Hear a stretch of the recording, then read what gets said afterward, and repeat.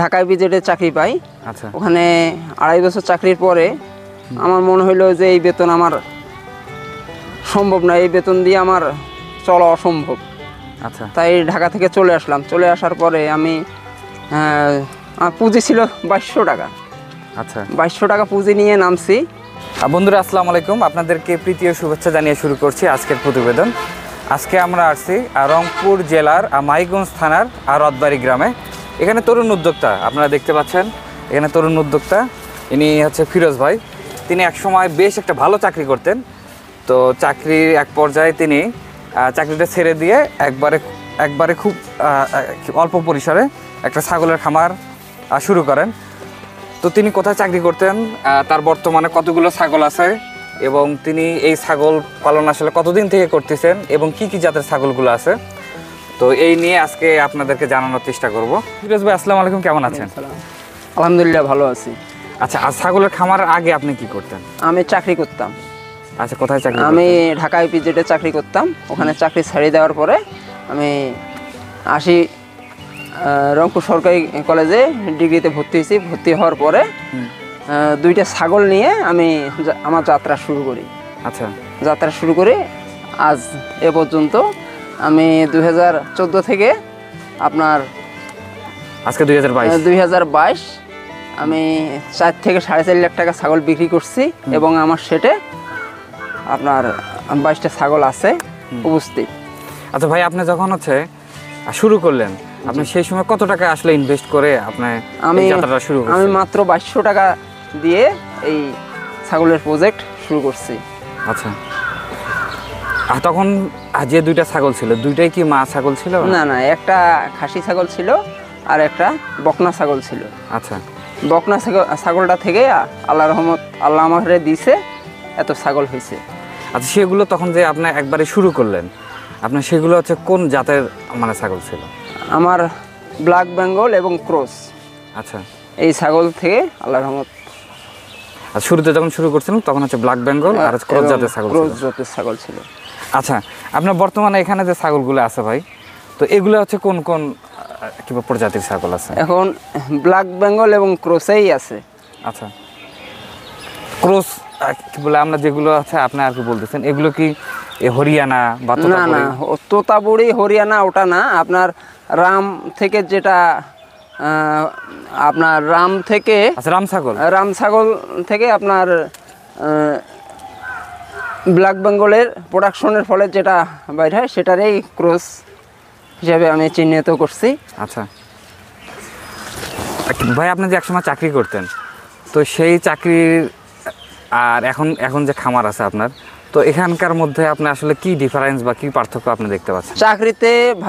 চাকরিতে পরাধীনতা আর নিজের ব্যবসা, এটা তো ব্যবসা, অবশ্যই ব্যবসা ধরতে হবে। যে খামার নিঃস্বাধীন।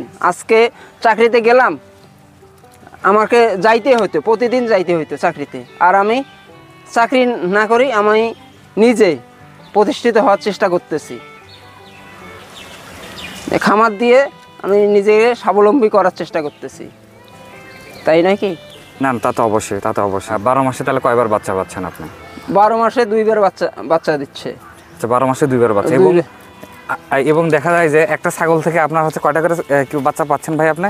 আমি 3টা পাচ্ছি, 4টা পাচ্ছি, আবার 5টাও পাচ্ছি। আচ্ছা। আপনি তো অনেকদিন যাবতীয় ছাগল লালন পালন করতেছেন, আসলে এগুলোর অসুখ বিসুখ সম্বন্ধে ছাগলের সমস্যার সম্মুখীন হচ্ছেন? ছাগলের প্রধান রোগ হচ্ছে পিপিআর। আচ্ছা। পিপিআর হইলে পাতলা পায়খানা, প্রথমত পাতলা পায়খানা দেখা দেয়। পাতলা পায়খানা যদি বেশি ভালো না হয়, আচ্ছা, আপনার সেই ছাগল মারা যাওয়ার সম্ভাবনা 80%। পিপিআর ডোজটা কতদিন পর করতেছেন? পিপিআর ডোজটা আপনার প্রতি 3 মাস অথবা 5 মাস পর। ছাগল প্রেগনেন্ট অবস্থায় থাকে তখন কি পিপিআর ভ্যাকসিন মারা সম্ভব। যখন 5 মাস অতিক্রম করে তখন পিপিআর ভ্যাকসিন আর দেওয়া যায় না। আর যে বাচ্চাটা নতুন হইলো, ধরেন যে আজকে জন্মগ্রহণ করলো, সেই বাচ্চাটা আপনি কতদিন পরে পিপিআর ভ্যাকসিন? সেদিনে দেয়া যাবে। সেদিনে দেয়া যাবে। আর তাতে করে সুবিধা কি পাওয়া যাবে ভাই? আপনার ওই ছাগলটা আপনার যেটা বাচ্চা হইলো সেটা অনেক সময় মাটি খায়, মাটি খাওয়ার ফলে আপনার পাতলা পায়খানা হয়, তখন আর পিপিআর ধরবে না তারে। ও আচ্ছা, মায়ের দুধ খাইলে পিপিআর ওগুলা কোনো কাজ করবে না। আচ্ছা পিপিআর ছাড়া আর কি কি আপনার হচ্ছে সমস্যার সম্মুখীন হয়েছেন? আমি মূলত পিপিআরের হয়েছিলাম। প্রথম অবস্থায় জানতাম না যে ছাগলের পিপিআর হয়। প্রথম অবস্থায় নতুন, এসব বিষয়ে কোনো ধ্যান ধারণা ছিল না। আমি কোনো ট্রেনিং নেই। আস্তে আস্তে আস্তে আস্তে আপনার 2014 থেকে যেহেতু যাত্রা, আস্তে আস্তে এইসবের ফেস করতে করতে আমি এসব সমস্ত জানি গেছে। আচ্ছা ভাই, এটা একটা খুব সুন্দর একটা কথা বলছেন। আপনি যখন খামার নতুন শুরু করলেন, তো একজন নতুন খামারি শুরু করলে কি কি সমস্যার সম্মুখীন সে হইতে পারে, মানে আপনার দিক দিয়ে চিন্তা করে সেগুলো একটু যদি শেয়ার করতেন।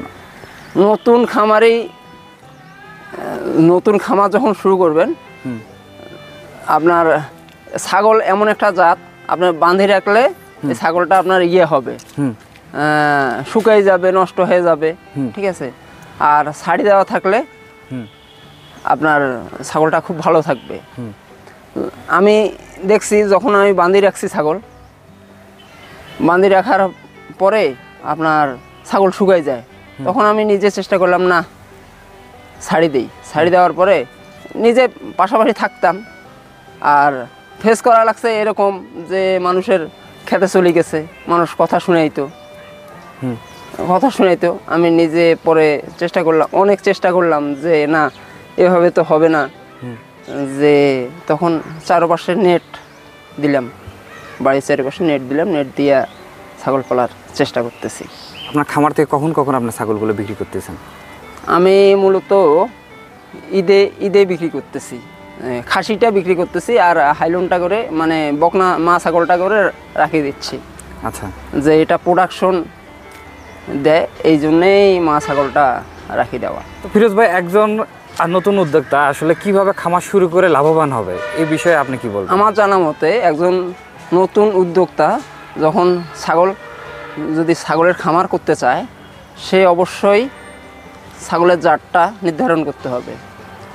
আপনার দেশি কিনলে লাভজনক নয় কিন্তু। আচ্ছা, দেশি কিনবেন এক বছরে, মানে প্রতি বছরে যখন ঈদে ছাগল বিক্রি, আমার নিজের থেকে আমি বলতেছি, আমি এখানে একজনের খামার ছিল, সে 144টা ছাগল লাগাইছে। আচ্ছা, 144টা ছাগল লাগাইছে, আর আমি তো 2টা দিয়ে শুরু করছি ভাই। দুইটা দিয়ে শুরু করলে কোন ছাগলের কি সমস্যা সেটা বোঝা সম্ভব, আর যখন 144টা ছাগল লাগাবেন তখন কিন্তু বোঝা সম্ভব না।